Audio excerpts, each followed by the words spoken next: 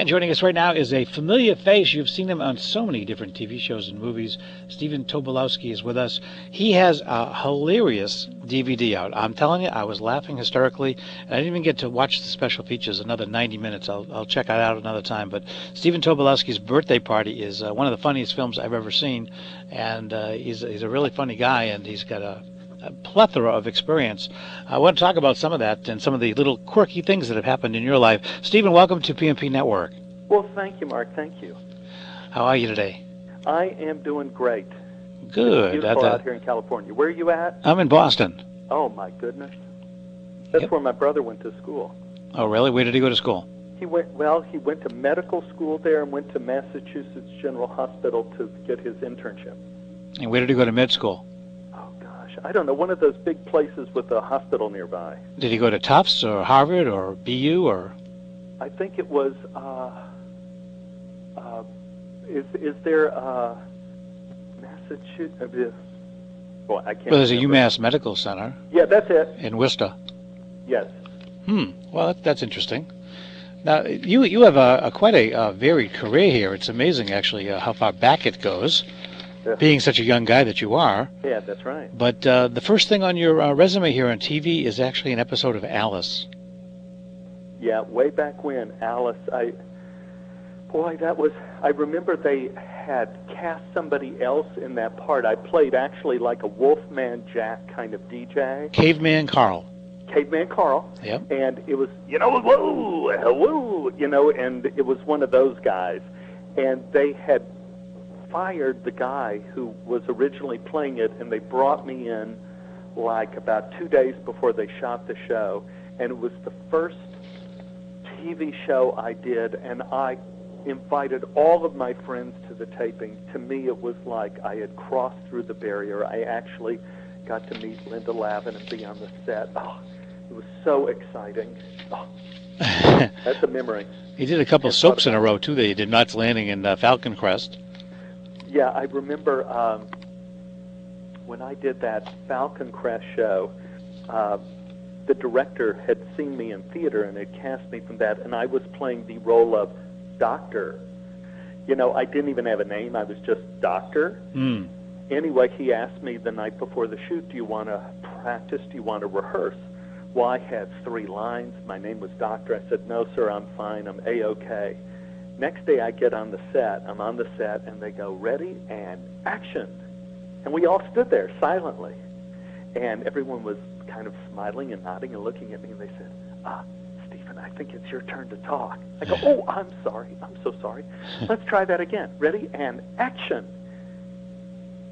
Pause, and I was going, I don't have anything to say. I'm just Doctor. I just have 3 lines at the end of the scene. And the director turned pale, and he said, you didn't get the rewrites? No. They give me the rewrites. I had 3 pages of medical lace jargon. I mean, I wish I had gone to Boston, medical school. It was like, subdural hematoma and, all that ER talk. 3 pages. And I was just, I don't even know how we ended up shooting the scene that day. I just kind of made it up as we went, and we survived. But all of us who were on that scene, Susan Sullivan and Robert Foxworth, whenever we see each other now on the streets, we kind of laugh at each other in memory of that moment. Well, it's interesting to note that you also played a doctor on L.A. Law, on Baby Talk, on Murder One. You've played a lot of doctors on Chicago Hope. You have that doctor look, I guess. I got the doctor look. I could be the doctor and the patient. When I did L.A. Law, I was the doctor who was accused of malpractice because the baby died in the operating room when the baby was born.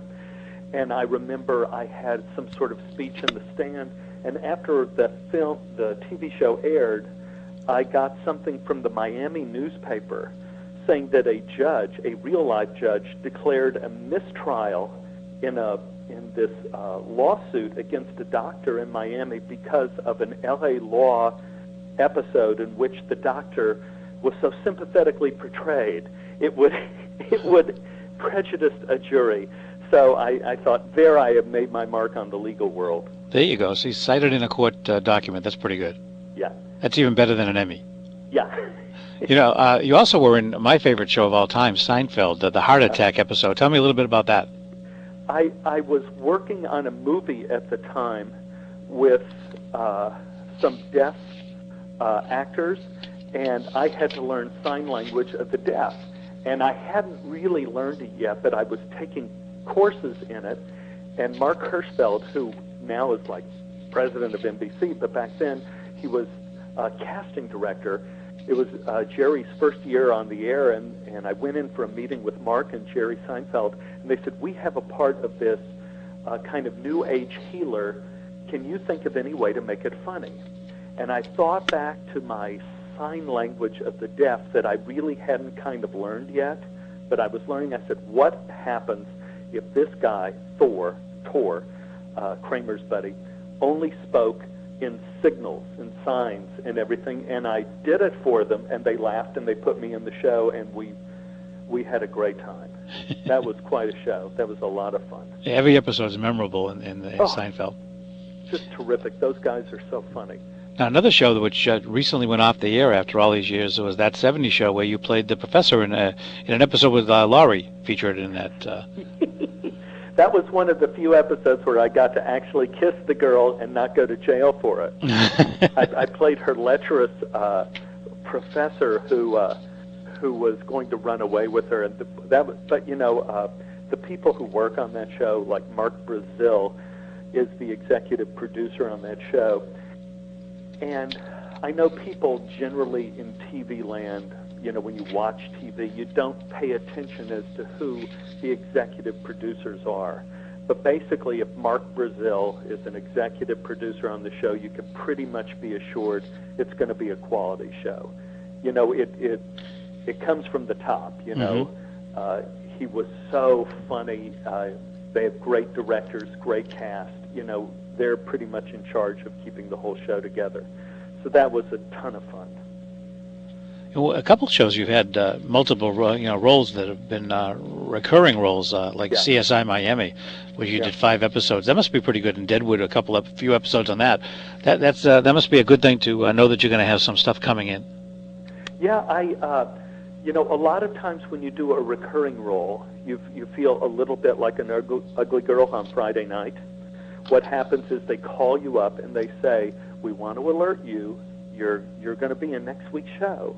And so you get all excited and you're waiting for the script to come, and you turn down other work and you turn down other auditions, and then it gets to be that week and you're wondering where the script is, and then they go, we ended up writing you out of the script. We're sorry. First year I did Deadwood was season 2. I did half the shows. I did 6 of the shows. And season 3, I did 3 shows. I did the last, episodes 9, 10, and 11. I did on Deadwood. And Deadwood was one of those cases where every week they said, you're on this week, get ready to go, you're on this week, and then, sorry, you'll be on next week. So it's a little tension-provoking, too, to have a recurring role. Yeah. But you also were featured in 2 episodes of, again, I actually, there are certain shows that I really enjoy. Seinfeld was one of them. Yeah. Another one is Curb Your Enthusiasm. Another one's Desperate Housewives. And you were on both those shows as well. Yeah. On probably your audience knows this, but on Curb Your Enthusiasm, there is no script. And I'm here to tell you there is no script. In fact, Larry David, who also, created Seinfeld, he was the executive producer of Seinfeld. Again, you look at those executive producers. He does not even let you rehearse by saying words. When you get up there, he says, okay, we're going to have a political fight. You're going to be a conservative. I'm going to be liberal. We're going to have a fight. But for rehearsal now, let's just do blah, blah, blah. Because he doesn't want anybody to even open their mouth until the camera's rolling. So it is, you are hanging in the breeze on Curb Your Enthusiasm. And so you shoot it, and if it works, they do a variation of it. If it doesn't work, they do it again, and they do it a different way. And it's amazing that it even gets made. Larry knows the plot.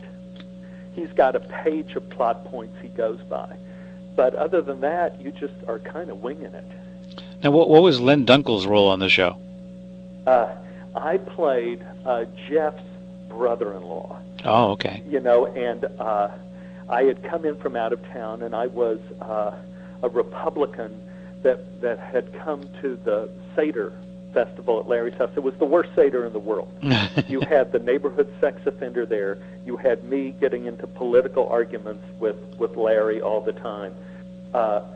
There was nothing but a series of fights the whole time. The show was hilarious, by the way. It came out very funny. But that whole cast and crew, they were so terrific. I mean, partly because of the type of person you have to be able to just swing with it as they do. Oh yeah, they did do it. It's an amazing job, and it's so. You're right. It's spontaneous because it has to be. It has to be. Yeah. Now, tell me a little bit about Desperate Housewives. What was your role there, and who did you interact with on the set? I didn't know what to expect. They gave me a call. I was working on another show at the time, and I had one day off on this other show, and I got a call saying Desperate Housewives wants you to come in and work just this one day, your off day. And I said, great. So I called up. The costume people said, listen, we're awfully busy with the ladies. Can you wear your own clothes? And I said, no. I said, I don't wear my own clothes on a TV show. I don't know what the set looks like. I don't know what other people are wearing. I haven't even read a script. Mm-hmm. I don't even know what I'm playing.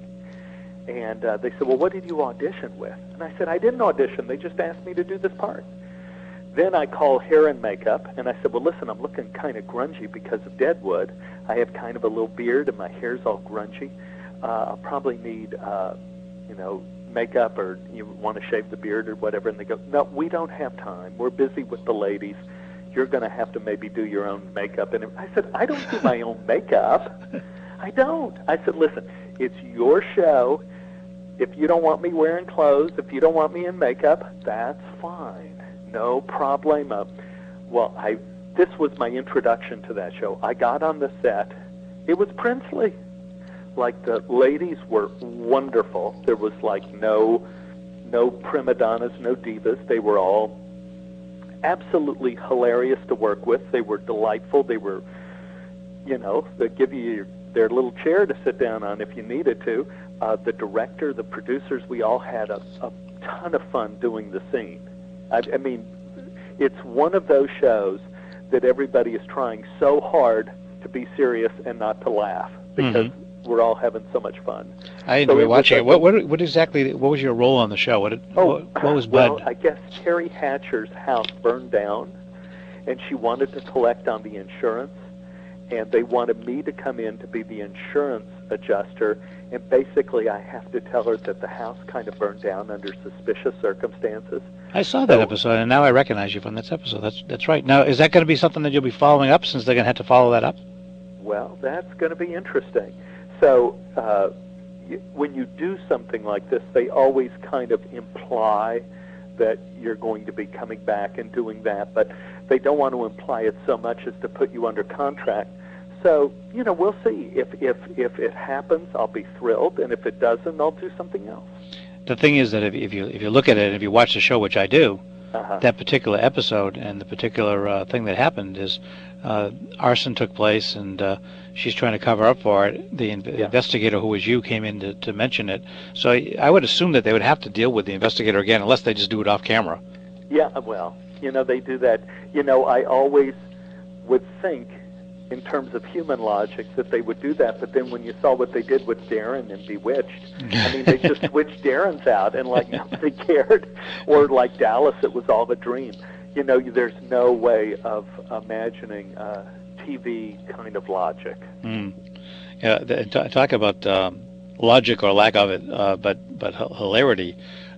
Stephen Tobolowsky's Birthday Party, which is on DVD, and it's available right now from Monster Releasing.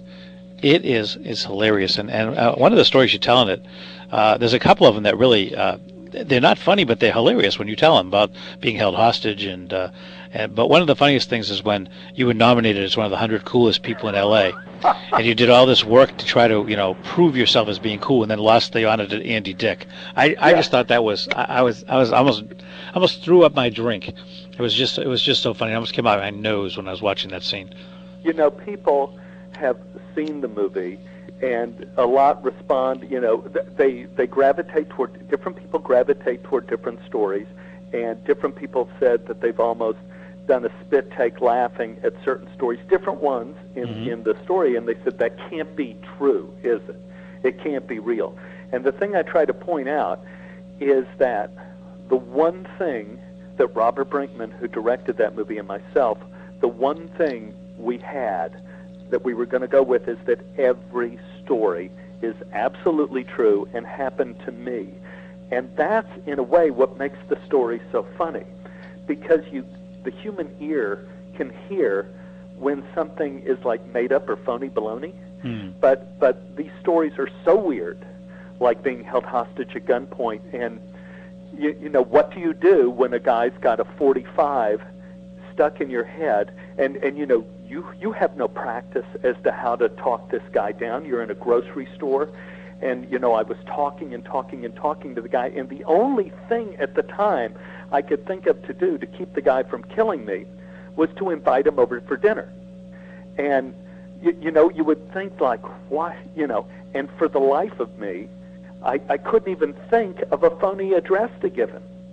So here he is, he's got a gun pointed at my head, he's tearing off a bit of the brown paper bag that my vegetables are in, my fruit, my mangoes are in, and he's handing me a pen with his free hand to write down my address so he could come over and continue talking to me with this gun in my, it is absolutely true. One thing the guys, the producer and Robert, tried to do, at the end of the film, there's that lovely kind of retrospective kind of a crawl of real photographs to verify the stories. They went to the sheriff's department in Dallas, Texas, where that happened, where I was held hostage at gunpoint. And unfortunately, there was a flood in 1981 that destroyed all the records of that event. So we weren't able to get the police report of that event for the end of the movie. But all the stories are true about, there's a 50% smattering of stories from movies and stories from my life. I happen to think life stories are more interesting than movie stories, but Robert Brinkman, our director, loves movie stories. I think generally human stories are more universal than like what happens on a movie set. And I think its laughter of recognition is the key to any kind of comedy. So we premiered this movie at the Aspen Comedy Festival, HBO's Aspen Comedy Festival last year, and it was well received. And since then, it has been all over the world. We just finished doing some shows in London, in Buenos Aires about 2 weeks ago, New York, Chicago, San Francisco, Philadelphia.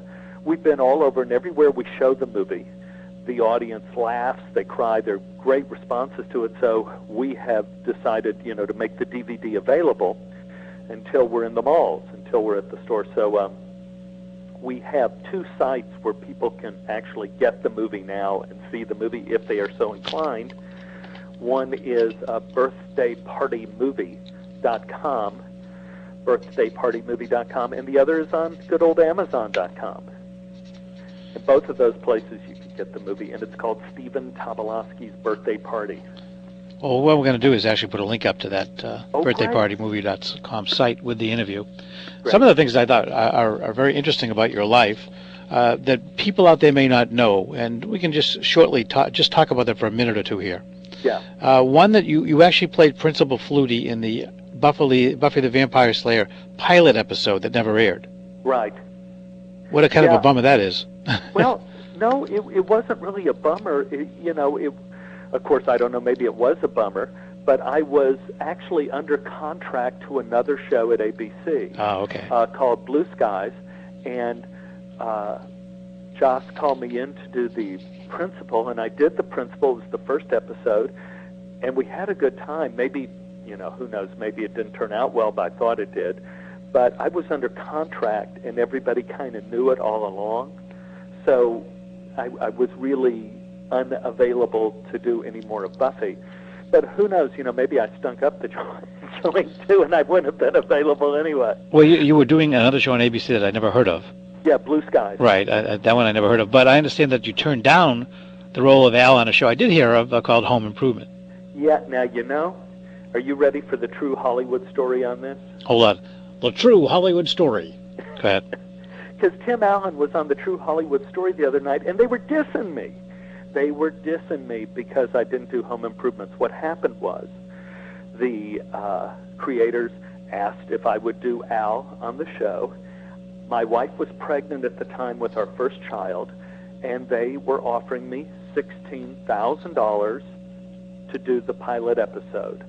And they said, we do not know if the pilot is going to go as a mid-season replacement, which it was. It aired right after the Super Bowl. Mm-hmm. Or if it's going to go next fall, a year from now. Mm-hmm. Now, we're not exactly sure where we're going to shoot. We don't know how many shows we're going to do. And they tied me down to an obligation where I couldn't work on any other show. So I said, if we're doing, a season of shows, $16,000 a show, I'll do it. I said, but my wife's going to have a baby. To say that I can't work for an entire year and just collect the $16,000 for a year will starve. I have to be able to work, so I can't do it. Mm-hmm. Then they came back and they said, well, we'll let you do the movie you're working on now, which I believe was Single White Female. We'll let you finish that movie. You can do that, and then you have to be held. I said, well, you have no control over me doing Single White Female because I'm already under contract to them. The issue is, if you don't do a show for a year, I have to be able to work within that year. And they would not budge on allowing me to work for the year. So I said, I would love to do it. I'm dying to do it. I can't do it. I can't take the chance that the show won't go in a year. We're going to have a baby. And in fact, we had our baby that summer, and it turned out to be a mid-season replacement. So I would have ended up making millions of dollars on that show, yet at the same time I would not have had my film career. I wouldn't have done Groundhog's Day. I wouldn't have done Sneakers. I wouldn't have done all the other shows I've done. Mm. So it would have been a ton of money, and it would have been being an icon on Home Improvements, but that would have been it. And you could have ended up doing shows like Family Feud. I could do Family Feud and play golf in the tournaments like Richard does. Exactly. I am going to see Tim in a week because I am going to be co-starring in his new movie, Wild Hogs, in Santa Fe. So it'll be interesting if it ever comes out as to what really happened. Well, it'll certainly come out of his mouth, some comment to you, I'm sure. Because, on the TV show True Hollywood Story, Tim was going like, yeah, they told me they got this actor here, he's really funny and he's going to do this, but hey, the guy can't show up to work, to hell with him. Let's go with Richard. And I'm going like, well, it wasn't a matter that I couldn't show up to work. Yeah. That was there's a big story behind it, but that'll be interesting to find out if he actually knew the story. Yeah. And was just giving you crap. Yeah. You were talking about your hostage situation. It's Snyder Plaza there. But the other thing I thought was very interesting was that you were almost murdered twice in a week in Hartford. Tell me a little bit about that. By different people yet. Yeah, this was on the cool list.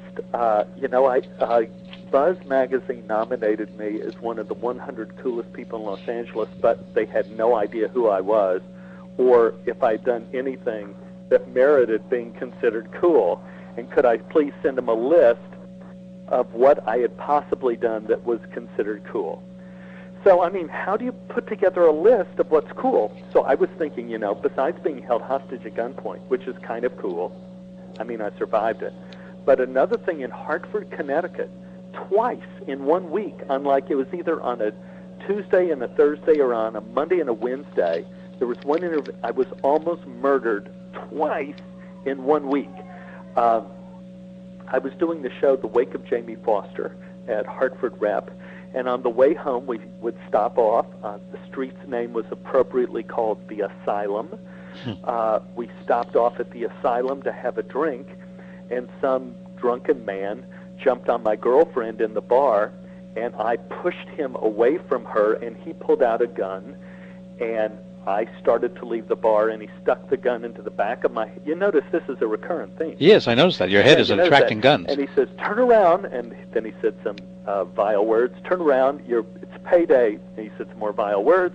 I ran outside and ran around the bar, and it confused him because he came out, and he was looking for me, and I ended up avoiding him. 2 days later, I was at a pizza parlor on the same street, and I held the door open for 3 people coming into the pizza parlor, 2 men and a woman, but the door opened in instead of out. So my arm ended up going across the door as I was trying to, but it was obvious I was holding the door open. Mm-hmm. The guy says, "You trying to bar our way?" And then he said some horrible words to me. Mm-hmm. And I said, "No, sir. You trying to disrespect my lady?" I go, "No, sir, not at all. Just trying to hold the door open." He pulled out a knife and stuck it in my stomach. I had my overcoat on, and my belt was across my stomach, and the knife went into the belt of my overcoat. And I said, "Please, just go in, sir, please." And so since he had not killed me yet, he went in, and we both walked away from it, and I decided then and there I would stay away from that street on the way home from the theater. That sounds like a very good idea. You know, talking about cool, though, I thought one of the coolest things about you was that you were actually a lead singer in the first band that Stevie Ray Vaughan was in. Okay, let's not make this grander than it is. Let's be truthful now. I was a singer, not a lead singer, but we were in this group called A Cast of Thousands. We were so bad. We played we played at like Mormon rock and roll parties, is how bad we were. So anyway, Bobby Foreman, who was the lead singer and lead guitarist of the group, said, "We have a new guitar player who's going to do the electric leads. His name is Stevie Ray Vaughan. He's really great." Mm-hmm. Stevie Ray was 14 years old. We were picked as one of the five top garage bands in Dallas at the time, which was, I believe, 1970, 69 or 70. And so there is an album, which happens to be the first recording ever of Stevie Ray Vaughan. He was 14. There is an album poster, which has a picture of me at the microphone with hair, Bobby Foreman, who our lead guitarist, who ended up playing for the New Christie Minstrels, I believe, and Stevie Ray Vaughan in the center, sitting on a metal folding chair, playing electric guitar leads like lightning. I mean, he was amazing. I'm going to mention one more thing, and then I'll let you go. I just want to remind folks that if you want to grab this thing, you can just follow the link on our site and go right over to birthdaypartymovie.com, and you will be entertained. I guarantee you that you will get entertained much more than it costs you to buy the DVD. That's a guarantee on my part. Thank you. The film True Stories, which of course was David Byrne from Talking Heads. Tell us a little bit about how you guys developed a plot line for that movie. Yeah, it was, I'm going to switch phones here right a second because this phone's beeping. Let me see. Can you hear me? Yep. Okay, great. My girlfriend at the time was a playwright. In fact, she won a Pulitzer Prize. She was a very famous playwright, and David Byrne asked her, Beth Henley, if she would work on his movie, True Stories. She went over to his house and came back that evening and said, "I have no idea what David Byrne is talking about." I said, "Maybe he should call you, because I always like that kind of weird movie thing." Uh-huh. David called me up, and I went over to his house, and there was like no furniture in his house. The guy was like a minimalist. Uh-huh. And on the wall were about 200 pencil drawings. He's a graphic artist. He went to the Rhode Island School of Design. And he says, "Do you think we can make a movie out of these drawings?" And also, I have written one song that's going to be in the movie called Wild, Wild Life. So this much I know for sure. And I know I want to call it True Stories. So I looked at the pictures. We looked at them for about 2 hours, in silence. And then I said to David, I said, I'll tell you what, I will go home and work on this. If I come up with anything you like, you could hire me. If it's nothing you like, don't worry about it. That night I went home and wrote a 35-page treatment. And I am from Texas, which is really big on, the state fair and history and all that stuff. I said, what happens if we have sesquicentennial, 150 years, a centennial, and that gives us an excuse to have all of these people come to town and do all of this stuff. We can have fashion shows, we can have computer experts, we can have exhibits. It brings together all of these disparate forces into this movie, into this one movie. And he liked that idea. And so I think he hired Beth and me to write the screenplay in 19 days. Huh. And for those of you who don't know anything about movies, Phil Robinson wrote Sneakers, the movie Sneakers, in 9 years. So we had 19 days to write this movie. We wrote it, and I think maybe 5 or 6 lines that we wrote actually ended up in the movie. David rewrote the movie and retooled it, but the basic idea was the one that David and I created, of a small Texas town with everybody coming together. 20 years ago, by the way, that film came out, which is hard to believe that it was that long ago. And the songs are still good. Oh, yeah. Well, Talking Heads definitely holds up in time. Yeah. And all his music. And how is Ann doing? Ann? Yeah. Isn't your wife named Ann? My wife is named Ann. I'm just so surprised. I was wondering, hey, where do you know Ann from? She is doing so well. She's out riding a big old horse today. There you go. She's become a total horse person, and so she's out at the barn brushing the horses up and riding them up and riding in horse shows. She loves it. She's crazy about it. Well, all folks who love horses, and I'm one of them, because I think horses are a really cool animal, are feeling a lot better now that the horse that was injured is doing much better. Is he doing better? Yeah, he is. Oh, that made me cry. Yeah, well, it made most of us have tears in our eyes, including the poor trainer and the rider. But the horse is doing pretty well, and it looks like he'll go out to stud, which is not a bad thing. Not a bad life. That's kind of the life I've been relegated to. Stephen Tobolowsky. You can get his DVD. Just go right to birthdaypartymovie.com. And it's been a pleasure talking to you, Stephen. And what are you working on coming up? You got anything new in TV or movies coming out? I'm going off to Santa Fe to do Tim Allen's new movie. Right. Wild Hogs. I'm working on that. I'm supposed to do another film after that called Sex and Lies in Fresno. And it's kind of a drama, kind of gritty, and I play a fellow who believes in UFOs and wears like a tinfoil hat. I can actually see you in that, Steve. Thank you so much.